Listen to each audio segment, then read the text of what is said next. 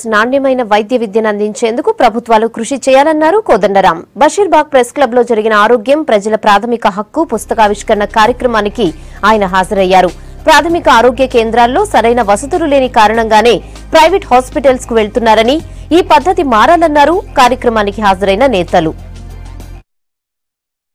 ఇవాళ సుప్రీంకోర్టు చాలా విషయాలను ఒక హక్కుగా కల్పించింది.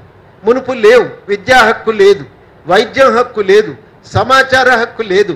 ఇవన్నీ కూడా జడ్జిమెంట్ల కారణంగా, చట్టాల కారణంగా, పోరాటాల కారణంగా వచ్చినటువంటివే. విద్యతో పాటు వైద్యము, ఉపాధి, గృహవసతి ఇవన్నీ కూడా చాలా అవసరమని సుప్రీంకోర్టు తేల్చి చెప్పింది. అందులో భాగంగానే వైద్యాన్ని కూడా సుప్రీంకోర్టు ఒక హక్కుగా గుర్తించింది. అంటే నీకు కావలసిన కనీస వైద్యం అందించవలసిన బాధ్యత ప్రభుత్వానికి ఉంది.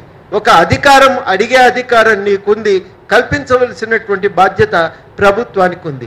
కల్పించడం అంటే ఏంది, ఎట్లాంటి వైద్యం కావాలి, ఈ పుస్తకం చదివితే మనకు అర్థమవుతుంది.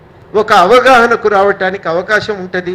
అట్లా అనేక అనుభవాల ఆధారంగా రాసినటువంటిది పుస్తకం కాబట్టి కొంత మనకు సాధారణంగా అన్ని సందర్భాల్లో ఉపయోగించడానికి కావలసినటువంటి సూత్రీకరణలు దీంట్లో ఉంటాయి.